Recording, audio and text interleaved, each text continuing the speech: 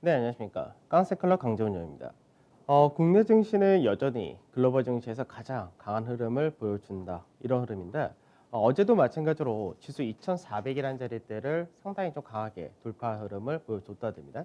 여전히 이제 수급적인 부분에서 개인들의 매수세가 상당히 강하게 움직이는 그런 흐름이었는데, 이제 어제 같은 경우를 보게 되면은 시장에서 특정 일부 업종의 강세가 나타난 것이 아니라 전반적인 강세, 그리고 특히 저평가 경기 관련이 상당히 강한 흐름을 보여줬다 드는데 국내 증시 자체가 가치주, 그 경기 민감 이쪽이 워낙에 상대적으로 전 세계 증시에서 더 싼 그런 케이스다 보니까 실적이 받아쳤다는 부분과 앞으로 국내 증시가 재평가를 받았다. 이쪽 역시도 재평가를 더 받을 수 있다는 부분이 강한 모멘텀이 되었다. 이렇게 봐야 될 것 같습니다. 자, 어제 시장 하나씩 보면서 진행하도록 하겠습니다. 전일 지수를 보게 되면 지수는 1.35% 상승한 이제 2,418포인트, 2,400이라는 자리대를 돌파한 그런 모습을 보여줬다는데 실제적으로 지수가 이제 2,250이라는 가격대를 넘어간 이후부터는 매물 자체가 그렇게 많지는 않은 그런 상태입니다. 그래서 실제적으로 지수가 이제 2,500이라는 상징적인 이제 고가 라인대가 가장 큰 저항이 될 수가 있긴 한데 이 부분을 바로 넘어가기는 사실 쉽지는 않을 걸로 보입니다. 우선은 거래대금이 19조까지 증가를 했다 되죠. 그래서 거래대금 역시 상당히 크게 증가세가 나타났다 되고 수급적인 부분에서는 외국인이 1,510억을 매수를 했고 기관 역시도 396억 매수를 하는 모습을 보여줬다 됩니다. 다만 이제 연기금이라든지 투신 같은 이런 기관 투자자들은 계속해서 매도세를 보여주는데 실제적으로 어제의 기관 매수가 전환되었던 부분은 프로그램에서가 약 3,800억 유입된 부분이 상당히 컸다. 이렇게 봐야 되겠습니다. 그 다음에 선물시장입니다. 선물시장도 요 근래 들어서 외국인들 장중에 매수세를 계속해서 키우는 모습을 보여주다가 장 마감 무렵에 이제 매수를 축소한다가 됩니다. 그래서 어제도 마찬가지로 외인들이 장중에 선물 쪽에서 매수를 하고 장 마감에도 결국 매수로 끝났다 된다. 그래서 장중에는 베이시스가 보합에서 강보합까지 바뀌는 모습을 보여줬었다가 되는데 마지막에가 이제 좀 빠지면서 약보합 정도 끝났고요. 누적 순매수는 31,300개야. 그래서 누적 순매수가 다시금 만기 이후에 가장 높은 수준을 나타내 준다. 이렇게 보시면 되겠죠. 그다음 코스닥입니다. 코스닥 같은 경우는 이제 어제 소폭의 하락으로 마감이 되는 모습을 보여줬다 되죠. 그러니까 우선은 거래 대금으로 볼 때는 13조 1천억 정도 되는 모습이었는데 시장에서 지금 최근 들어 거래소 대형주 쪽으로 매기가 많이 쏠리다 보니까 그런 부분이 코스닥 대형 쪽에서가 상대적으로 매기가 약한 모습을 보여준다 됩니다. 그래서 어느 정도 거래소와 코스닥이 어제 같은 경우는 엇갈린 흐름을 보여줬었다. 이렇게 된 케이스였고요. 외국인과 기관 역시 매도세가 이어지는 모습은 동일했다라고 보시면 되겠죠. 자, 해외 증시를 보게 되면 중국 증시 같은 경우가 전일 오전장에는 상당히 강하게 흐름을 어느 정도 보여주는 모습을 나타내 줬었다가 오후장 들어서면서부터 하락을 키우는 흐름을 보여줬다 됩니다. 그래서 우선은 중국 같은 경우가 이제 시장에서 뭐 경제 지표라든지 이런 것들은 상당히 전 세계에서 가장 좋은 흐름을 보여주고 있는데 우선은 미중 간의 갈등이 계속해서 이어진다는 부분이 있습니다. 특히나 이번 주 15일 날 미중 고위급 회담이 예정이 되어 있는데 미중 고위급 회담을 앞두고 트럼프 대통령이 1단계 무역 합의를 했었던 것은 별 의미가 없다. 이런 식으로 언급을 하다 보니까 앞전에 1월 달에 했었던 미중 간의 무역 합의 부분이 이행 자체가 뭐 그렇게 만족스럽지 않다는 부분도 있겠지만 이 부분을 계속해서 이어나갈지 아니면은 파기를 할지 거기에 따른 우려감이 상당히 높아졌다 이렇게 봐야 되겠습니다. 그래서 중국 증시가 1%의 하락을 나타냈고 외국인 같은 경우는 63억 위안 정도 순매수를 하는 모습을 보여줬다 됩니다. 그 다음 미증시인데 미증시는 초반에는 상당히 강하게 움직였습니다. 그래서 실질적으로 전일 장중에 미선물이 0.3에서 0.4% 정도 상승 선반영이 국내 증시에 나타났었는데 결과적으로 이제 다우지수가 한 0.38% 하락을 했고 그리고 나스닥 같은 경우가 1.69% 하락 급락을 좀 나타내는 모습을 보여줬다 됩니다. 우선은 처음에 강세의 배경이 되었던 것은 러시아에서 코로나 백신이 이제 만들어졌다 이런 식으로 얘기가 나왔었고 미국 역시도 코로나 관련해서 백신이 조만간 결과 나올 거다 이런 기대치를 좀 만들었었다 이런 부분이었는데 그래서 이 부분이 이제 미증시 초반에는 강세를 나타내줬다 됩니다. 그리고 이제 앞전에 행정명령으로 부양책을 폈었던 부분에서 민주당과 결국은 부양책을 합의할 것이다라는 기대감도 있었는데 그래서 전체적으로 경기 관련주가 여전히 중심으로 반등, 강세를 보이던 흐름이 있었다라고 보시면 되겠죠. 다만 나중에 가서 미중 간의 무역 마찰 이런 부분이 계속해서 확대된다 이런 부분이 중국에 대한 판매 비중이 어느 정도 있는 애플이라든지 테슬라 이쪽에 대한 영향을 미쳤다 되고요. 그리고 경기 회복이 기대된다. 즉 언택트, 코로나에 대한 우려가 좀 완화된다 이런 부분이다 보니까 결국 언택트가 기존에 계속해서 이제 확대된다. 그러니까 코로나 확대된다 부분에서 모멘텀 봤던 부분이 없어진다 되면서 이쪽 역시 하락을 좀 크게 나타내는 모습을 보여줬다 됩니다. 그 외적으로 최근 들어서 이제 원자재 가격, 특히나 금이라든지 은 같은 경우가 상당히 강한 흐름을 보여줬었는데 단기 상승이 컸던 만큼 급락도 상당히 크게 떨어진 모습을 보여줬다 됩니다. 그래서 전체적으로 업종별로 볼 때는 운송이라든지 자동차 부품, 금융, 소재, 산업재 즉 경기 관련이 대부분 강세를 띠는 모습을 보여줬다 되고요. 반대로 이제 헬스케어라든지 대형 기술주, 그리고 반도체, 유틸리티 같은 쪽은 하락을 했다 됩니다. 그 외 변동성 지수 같은 경우는 이제 반등이 좀 나와서 24선에서 마감되었고 유가는 소폭의 하락이었고요. MSCI 코리아 인덱스는 뭐 장중에 역시 1.7% 8%까지 올라가는 흐름을 보이다가 0.87%로 상승 마감을 했기 때문에 최근 들어서의 MSCI 코리아 인덱스는 실질적으로 미 증시에 대한 영향도 받긴 받지만 국내 증시에 대한 영향이 굉장히 크다라는 부분이 다시 확인이 되는 케이스였습니다. 그 다음에 달러 인덱스가 소폭의 강보와 그 원달러 환율은 1185루로 큰 차이는 없었습니다. 나스닥 지수 한번 보도록 하죠. 나스닥 지수를 보게 되면은 실제로 나스닥은 계속해서 같은 채널 패턴으로 움직인다 이런 케이스입니다. 국내 증시 같은 경우는 채널 패턴으로 움직이다가 이미 윗자를 크게 돌파가 나온 그런 케이스인데 우선은 나스닥 지수를 보게 될 경우 이제 고가 대비해서 연속 3일 동안 계속해서 약세 하락을 나타내 준다고 됩니다. 그래서 우선은 다시 한번 하단 자리대에 올라온 그런 모습을 보여주는데 뭐 현재는 시간외로 테슬라가 액면 분할을 했다 이런 부분이 시간의 강세 나타내 준다 되긴 합니다. 다만 시장에서 추가적으로 위로 갈 모멘텀이 거의 없다 되죠. 그래서 실적 발표도 끝났고 이제 코로나에 대한 확산도 어느 정도는 주춤해진 그런 상태에서 백신에 대한 기대감 이런 것들이 언택트라든지 기술주들이 상대적으로 강세를 보였던 부분이 반납되는 그런 케이스인데 앞전에도 실제로 강세를 한 번 더 나타냈던 것이 애플의 액면 분할 이런 것들이었기 때문에 기업들의 개별적인 모멘텀 말고는 시장에서 기술주가 강세를 띌 가능성이 상당히 낮다가 됩니다. 그래서 미국에서 나스닥 지수를 끌고 올라간 것이 결국은 성장주 중심인데 이쪽에서가 차익 실현과 모멘텀이 전반적으로는 계속해서 약해진다는 부분을 감안한다면 결국 이제 하단자리를 한번 깰 것으로 보이는데 이 깰 때 국내 증시가 영향을 어느 정도 받긴 받을 겁니다. 다만 앞서도 말씀드렸듯이 글로벌 시장에서 현재 국내 증시가 제일 강한 시장이고 조정도 더 적을 것이고 상승은 더 큰 시장이기 때문에 크게 아주 시장의 기조를 바꿀 만큼의 영향은 제한된다 이렇게 전망이 됩니다. 자, 어제 시장 한번 보도록 하죠. 어제 시장을 보면은 우선은 이제 종합주가지수 1.35%, 그 대형지수가 1.48% 상승하면서 대형과 중형을 중심으로 강세 띄었다라는 부분은 동일하다가 됩니다. 우선은 어제 가장 강세를 띄었던 쪽이 이제 유틸리티 쪽이다. 사실 유틸리티는 한국전력과 한국가스공사 두 개 종목만 있습니다. 그래서 한국전력 같은 경우가 이제 해외에서의 이제 추가적인 발전소 계약을 맺었다 이런 부분이 모멘텀이 된 건데 실제로는 싸다라는 부분이 있었죠. 그래서 그 싼 부분이 시장에서 어떤 개별적인 이슈가 나오다 보니까 그게 상당히 강한 흐름으로 연결된 그런 케이스였습니다. 그 외적으로 이제 보험도 상당히 강하게 움직였는데 보험 같은 경우도 사실 싸죠. 그래서 최근 들어서 장마라든지 뭐 최근 자동차 운행수가 증가한다든지 이런 부분은 손해보험 쪽에서는 사실 그렇게 긍정되지 못하다 되긴 하는데 바로 앞전에 삼성생명 같은 경우도 굉장히 강하게 움직였던 케이스였기 때문에 그런 부분이 손해보험이나 이쪽을 중심으로 해서 강세가 전반적으로 나타났습니다. 은행 역시 뭐 실적이라든지 여러 가지 모멘텀 많은데 그쪽에서 싸다는 부분 역시 동일하다가 되고요. 그 외적으로 자동차 여전히 강세, 현대차가 뭐 계속 역주행을 좀 하고 있는데 상당히 강한 흐름이 이어진다 되고요. 그 다음에 정유화학 쪽에서는 2차 전지도 역시 강세 일부 나타났다 됩니다. 그 다음에 철강, 조선, 건설 이쪽이 어제는 조금 더 강한 흐름을 보여줬다는데 뭐 실적도 싸고 밸류도 싸고 뭐 전체적으로 그런 모멘텀을 받았다라고 보시면 될 것 같습니다. 자, 한국전력 차트 한번 보도록 하죠. 뭐 유틸리티 차트나 한국전력 차트나 거의 차이가 없습니다. 그래서 한국전력을 보게 되면은 한국전력 같은 경우는 계속해서 이제 시장에서 하락으로 떨어졌던 그런 케이스입니다. 사실 이제 한국전력 같은 경우가 실적적인 부분을 우리가 생각을 할 때는 유가가 하락을 한다, 원자재 가격이 하락한다 이런 거는 오히려 증가가 될 수 있는 요인인데 반대로 환율이 올라간다는 부분은 부정적인 그런 부분도 있고 그리고 한국전력은 전통적으로는 우리가 방어주다 이렇게 생각을 하게 되는데 실질적으로 앞전에 시장이 하락할 때는 동일하게 하락을 나타내줬다 됩니다.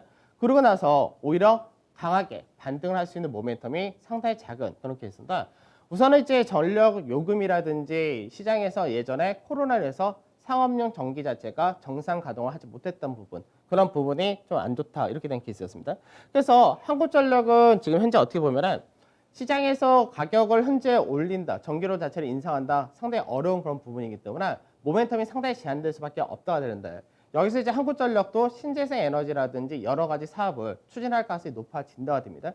그래서 한국전력도 역시 앞으로 향후 성장 동력을 만들겠다는 이야기인데 그렇게 따진다가 되면은 한국전력 역시 주가가 굉장히 싸다는 부분이 형성이 될 수 있습니다.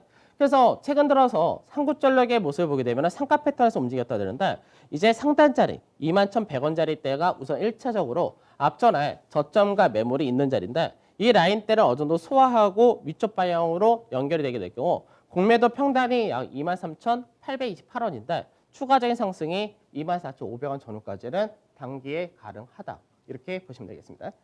그러니까 어떻게 보면은 시장 트렌드가 좀 바뀌고 있죠. 시장 트렌드 자체가 앞전에는 언택 아니면 경기 민감 이렇게 가다가 지금 현재는 전반적으로 보게 되면은 저평가 가치주, 저평가 경기 민감 이쪽이 좀 더 우세한 흐름을 보여준다. 그러다 보니까 방어주 내에서도 모멘텀만 붙으면은 상당히 저평가 싼 종목인데 이런 모멘텀이 있으면 앞으로 좋아질 거야. 이런 부분이 강세에 띈다. 이렇게 또 봐야 되겠습니다. 그래서 어제도 말씀드렸던 부분이 뭐냐면 이런 식의 논리로 접근한다면은 거래소 대형 쪽에서 움직일 수 있는 종목군이 너무 많기 때문에 사실 어느 쪽을 좀 더 선택을 잘 하느냐 그 정도의 차이가 될 것 같습니다.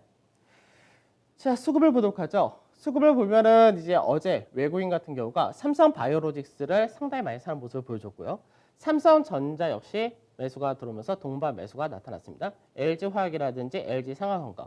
어제 LG생활건강도 특별한 이슈는 없었지만 10% 가까운 상승을 보여줬다 되죠. 그다음 아모레퍼시픽 같은 쪽도 역시 동반 매수 들었고 은행 관련된 신한지주, KB금융 역시 동반 매수였고요. 포스코 동반 매수 동일했습니다. 그다음 건설 쪽에서도 역시 현대건설 동반 매수였고 한국전력, 한국조선해양. 그래서 실제적으로 전체적으로 볼 때 뭐 삼성바이오로직스라든지 LG화학, 그 화장품 정도를 제외하고는 나머지 쪽에서는 전부 다 실적이라든지 자산 가치라든지 이런 거 다 비교할 때 굉장히 싼 종목군들이다 이렇게 보시면 되겠죠. 그다음 매도를 보게 되면 매도에서는 사실 삼성 SDI가 1,470억 굉장히 많은 매도 물량이 떨어졌는데 그렇다 하더라도 주가 자체는 크게 하락이 나타나거나 하는 흐름은 제한적이었다 됩니다. 그리고 현대차, 카카오 단기적으로 많이 올랐다가 된 케이스죠. 그래서 차익 실현이 이어졌다 이렇게 봐야 되고요. 그다음에 현대모비스 같은 자동차 역시 매도가 나왔고 그 외적으로 LG플러스, SK텔레콤 같은 통신 쪽에서도 단기 차익 실현 일부 나타난 모습. 그리고 삼성전기, LG전자도 마찬가지로 규모는 크지 않았지만 차익 실현 역시 나타났다 됩니다. 그 다음에 기관에서의 수급을 보게 되면 기관에서는 우선 프로그램 매수가 강했다. 이 부분에서 삼성전자, 한국전력 이쪽에서가 동반 매수 강했고요. 세트론도 일부 들어온 모습. 그 다음에 신한지주라든지 KB금융, 하나금융 역시 은행주들. 그리고 이제 삼성바이오로스 들어왔고 포스코어 같은 철가, 한국조선해양 같은 조선 역시 동일하게 들어왔다 됩니다. 그다음 매도에서는 이제 LG화학에 대해서가 이제 매도가 좀 나오긴 했는데 어저께도 수급적인 부분에서 사실 개인들의 매수가 굉장히 강하다. 이 부분을 다시 한번 확인할 수 있던 것이 LG화학이라든지 현대차 같은 경우 어저께 외인이나 기관에서 수급이 강하게 들어오지 않고 오히려 차익이 떨어졌는데도 불구하고 강하게 움직였다는 게 있었습니다. 그다음 하이닉스라든지 카카오, NHN, CJ제재당, 현대차 컴투스 이런 쪽에서 전체적으로 동반 매도가 나타난 모습은 동일했다가 됩니다. 자, 대형지수 한번 보도록 하죠. 지금 현재 시장을 끌고 가는 것이 이제 코스피 대형주들이 지수를 끌고 간다 이렇게 된 케이스인데 여기서 잠깐 주의를 해야 될 부분은 뭐냐면 시장 자체는 큰 그림에서는 여전히 국내 증시는 글로벌 증시에서 제일 좋은 상태이고 여전히 밑자리가 더 크게 열려 있다 됩니다. 다만 속도가 얼마큼 빠르냐, 한 차례 조정을 주고 가느냐 그 정도의 차이가 될 것 같은데 우선은 우리가 이격을 한번 보도록 하죠. 앞전에 6월 달에도 제가 이격에 대해서 설명을 해드렸었는데 21선과 단기 주가의 급등으로 인해서 이격이 크게 확대가 되었다라고 말씀드렸죠. 그래서 이격이 크게 확대되었다는 이야기는 단기적으로 가열권에 들어왔다가 됩니다. 그래서 앞전에는 이 자릿대가 108 정도까지 올라갔었던 케이스였는데 최근 들어서 어제까지 해서 107.3 정도까지 올라왔다 됩니다. 그러면 시장에서 단기적으로 6월달도 똑같았던 케이스인데 5월 말부터 6월달까지 약 7거래 동안에 8% 정도 올라갔던 케이스고요. 어제도 마찬가지로 한 7거래 동안 한 7.74%, 종가상으로서는 7.74인데 장중 고가로는 8%가 살짝 넘어간 모습을 보여줬었다 됩니다. 그래서 시장에서 어느 정도는 지금 과열권에 단기적으로 들어왔다. 그래서 조정을 한 번은 받을 수밖에 없다. 이렇게도 볼 수 있을 것 같은데 차이는 뭐냐면 앞전 같은 경우는 거래량의 증가가 꾸준히 이어진 게 아니라 한 번 굉장히 가파르게 증가가 나타났다가 그 다음에 거래량이 죽었던 케이스였고요. 최근 들어서는 거래량 증가 자체가 꾸준하게 이어지는 그런 모습이기 때문에 시장에서 조정이 앞전처럼 가파른 조정이 나타난다 이보다는 어느 정도 숨고르기 그리고 차익 실현을 소화하는 과정 정도 나타나지 않을까 이렇게 전망이 됩니다. 특히나 이제 내일이 만기일인데 내일 옵션 만기 끝나고 나서 그 다음에 금요일날 들어갈 때 국내 증시가 다음 주 월요일날 임시 공휴일이기 때문에 거기에 따른 차익 실현 욕구도 발생될 수 있다 정도 체크를 하셔야 될 것 같습니다. 특히나 이제 개인들의 매수세가 시장을 끄고 올라온 그런 케이스라서 개인들이 이제 그런 부분에서 차익 실현이 좀 떨어질 가능성이 있다 이렇게 보셔야 되겠죠. 자, 옵션 포지션도 잠깐 보도록 하죠. 옵션 포지션을 월요일날 설명을 해드릴 때 이번 만기가 무난히 끝난다가 될 경우가 315에서 317.5자리 이 라인이 무난히 끝난다 이렇게 되는 케이스고 변동성을 키운다가 될 경우는 시장에서 밑으로 떨어질 수 있다 이렇게 말씀드렸는데 지금 현재 포지션을 보게 되면 어떻게 잡아놨냐 315까지 그러니까 305에서 315까지 해서 대규모의 콜 매수가 상당히 많이 들어와 있는 그런 상태입니다. 그 상태에서 이제 윗자리 317.5에서 320이라는 자리대가 또 콜 매도가 상당히 많다 되죠.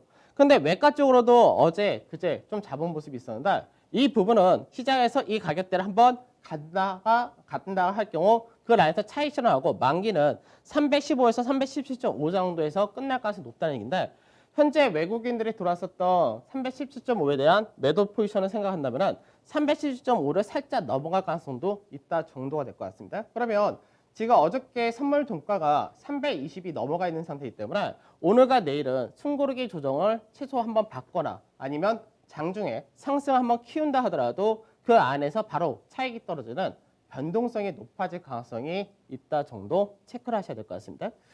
그 다음에 실제로 이제 프로그램도 마찬가지인데 프로그램 같은 경우가 이제 7월달 만기 이후로 이제 어제까지가 이제 많이 들어왔었는데 그 전날까지가 1조 3천억이었습니다. 그래서 1조 3천억을 던졌다가 이제 한 3천억 정도 4천억이죠. 4천 정도 축소를 했다 되는데 여기서 추가적으로 프로그램을 더 유입을 시킬 거냐 아니면 추가로 매도를 할 거냐 이 부분이 됩니다. 그래서 실제로는 프로그램이 더 유입될 가능성이 상당히 높다는데 이렇게 될 경우는 베이시스가 좋아져야 된다라는 전제 조건이 나타나줘야 되고요. 전제 조건이 나타날 때 또 하나는 이제 시장에서 시총 상위 일부가 조정, 차익 실현이 좀 떨어질 가능성도 있다가 될 수 있습니다. 그래서 체감적인 부분에서는 오히려 괜찮을 수도 있는데 시장에서 프로그램 매도가 만에 하나 나오게 될 경우는 한 4천억 정도까지 내일 출회가 될 수 있다 정도만 생각하시면 될 것 같습니다. 그만큼 위로 아래도 변동이 좀 있을 수 있다 정도 체크를 하셔야 되겠죠. 자, 그다음에 코스닥 100 지수인데 이제 어제 같은 경우는 코스닥이 약해졌다라는 부분이 좀 있죠. 그러니까 이게 왜 그러냐면 시장에서 지금 현재 거래소나 코스닥이나 양시장 합쳐가지고 거래 대금이 32조가 넘어가 있는 상태입니다. 그러니까 거래 대금이 어마어마하게 많다는 얘기죠.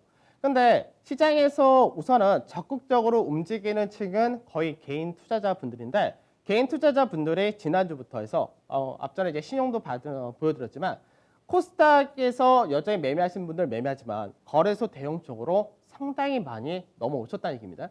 그러다 보니까 시총이 30조, 40조가 되는 대형주들이 단기간에 20%, 30%가 넘어가는 그런 흐름을 보여준다 되는데 그러다 보니까 이제 코스닥 100에 있는 시총이 그나마 높은 이쪽에서는 오히려 수급이 좀 약해지는 그런 모습을 보여준다 됩니다.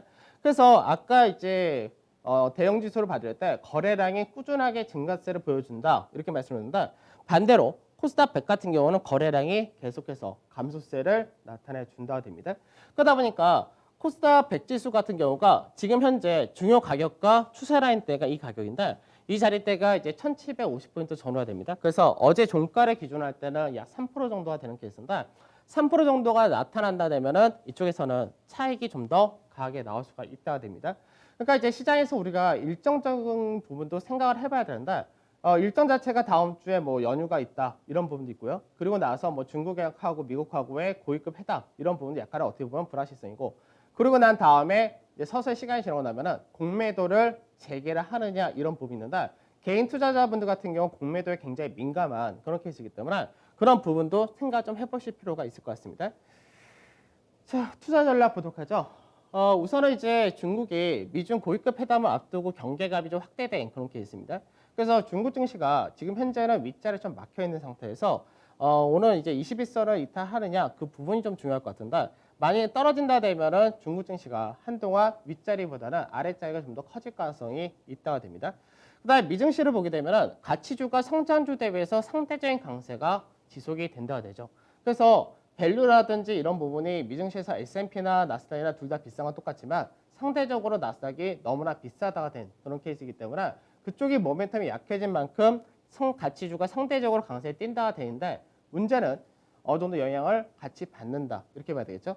그래서 현재는 글로벌 전체적으로 경제 지표가 좋다라는 부분은 거의 변동 없고 경기 회복이 더 기대된다. 어저께 독일에서의 경제 지표도 마찬가지로 예상치 아주 크게 상회하는 모습을 보여주는데 그만큼 좋다가 됩니다. 다만 이제 시장은 역시나 동조와 차별화가 같이 진행된다. 그 안에서 국내 증시가 여전히 굉장히 좋다. 다만 속도 조절은 필요하다 부분 정도만 생각하시면 될 것 같습니다. 그래서 이제 내일이 옵션 만기일인데 옵션 만기를 앞두고 국내 증시가 단기적으로 약간 과열권에 들어왔다라고 말씀드렸는데 그러다 보니까 차익 실현 욕구도 강해질 수 있고 그리고 상대적으로 해외 증시 대비 강한 흐름은 이어진다 되기 때문에 결국 이제 차익 실현 욕구가 벌어진다 하더라도 업종별 어느 업종에서 차익이 좀 더 강하게 나타날 거냐 그 부분과 지수상에서는 역시 하락이 그렇다고 아주 세게 떨어지지는 않을 것이다 정도 보시면 되겠죠. 그래서 코스피 밴드를 이번 주 2,400포인트 정도를 말씀드렸었는데 이 라인대 넘어갔다 하더라도 추가적으로 전략의 수정은 필요 없을 것 같습니다. 그래서 추가 상승은 가능하나 단기 과열한 부분은 동일하다고 보시면 될 것 같고요. 대형지수도 마찬가지겠죠. 그 다음에 이제 아까도 말씀드린 코스닥은 코스닥 대형지수를 갖고 제가 설명드렸는데 그 부분을 잘 체크를 하셔야 될 것 같습니다.